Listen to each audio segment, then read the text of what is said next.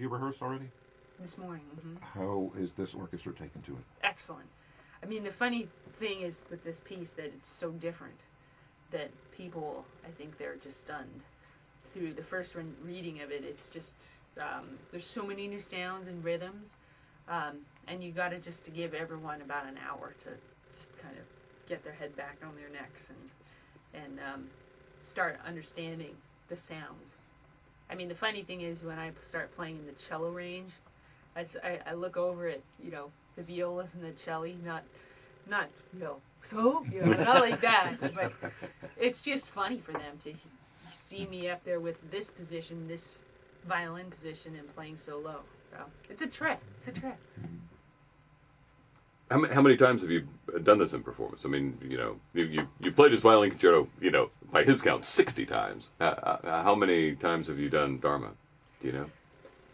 I'm so bad at counting. Well, that's wonderful for a musician. No, no I'm kidding. I mean, is it fairly new, or is it have you played it a number of times? It's been like 3 or 4 years, 4 years at least, and I've done it a bunch of times a year. So you've been playing for 4 years.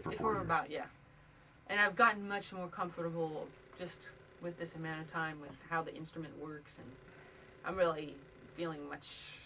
The first time it was like a little shocking for me. So now I'm really, but I take a year before every new work to get to know it and study it and memorize it. So it wasn't something that I felt I couldn't do, but now it's kind of another part of me I'm comfortable with. So do you shift? How is it from shifting? Say you're doing this gig here in Cincinnati and doing Dharma, and then maybe next week being somewhere else and playing like a set of recitals. Mm-hmm. Yeah. How is that? How is that to your brain? It's great. It's just I need it 2 or 3 days before and after a place that I do this piece, because it feels very different. Of course, it's 6 strings as opposed to 4. The fingerboard is twice as wide. The instrument has 6 guitar pegs like right here. So it takes slight adjustment, but now my hands know the 2 different instruments. There's this feeling and then there's that feeling, so it's not so bad. Yeah, I always warm up on my regular violin, even when I have performances on the Violectra. And did John mentioned something yesterday about you brought your violin to the maker in London who took the measurements, so everything everything you're talking about length as possible. As similar as possible, except for the 6 strings and wide except fingerboard. For this and this and this, right? But I mean, it would be, I think, much harder still if it wasn't custom made for me, because of course I'm into accuracy, so I don't deny it. So it would be much harder. So how many Violectras are there? There's Tracy's and yours. My 6 string, I believe he doesn't have a Violectra. He has a different kind. But I think on my Violectra it says number 155 or something. 6 string. And the maker, his name is David Bruce Johnson. He's a fabulous maker. And he accommodated every one of my little neuroses into the instrument. So it worked out great. How did you find out about him? Mark, my sound designer, was doing a lot of research with me. And I went also, I mean, it was just, had to go around and try all kinds of different, zetas. And, but the attack of the electric sound, of the fingerboard, of the string, of the bow on the string, with one that wasn't custom made was very, it was sort of like having not enough dimension for me. So I needed to really start from scratch and have just the right thing done. So it was fabulous. It was so exciting to get this violin. But when it was finished, I was 6 strings. I mean, it took time to really understand how to play it. And use the same bow? Same violin bow, same. Of course, I need an F string because it's too short. For a cello range, it's too short, so I need a special string for that. But all other strings are fine, just acoustic strings. Do you mind if we go way, way back and ask you how you started playing violin? Initially. Violin was my dad's favorite, and we just started. My parents didn't really know much about music. My dad was the music lover, and it kind of went from there. But there was part of me that just liked focusing and practicing.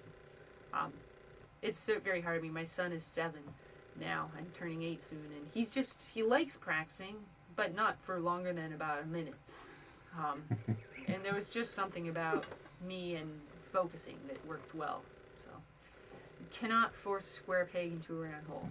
Oh, what age were you? When I started, I was 3. Suzuki, right? Suzuki. Oh, Suzuki. And it's funny, Lucas actually, he tried Suzuki violin for a little while, but I was weary of it. I didn't really want it to, and from the start, it was just too, to me, it was like opening a can of worms, totally, with his mother, being this violinist and his father being a conductor, and I have to be very careful to, not have the pressure laid on him too strongly. Now, you said your father's favorite was the violin. That's right. Favorite sound. He didn't play, correct? He did not play violin, no. That was just his. He liked It to was listen just to his love, yeah. Mm-hmm. So it was interesting over the years. It was a lot of, finding out and learning for my parents as well. I mean, not just me, of course. So. Was there ever a time along the way that you were fed up and wanted to give it up? It's How many times? I mean, I think about what would my life be like, but I can't really conceive of that thought. You have no idea what you would be doing had it I mean, not been. I think that this lifestyle is very, very exhausting sometimes. But my son being at home, it keeps me from being truly, masochistic and self-destructive. I mean, I have to go home. I have to be with him at home. I have to live like a normal mom and practice during the day, do that stuff, and that's very healthy for me. Where's home?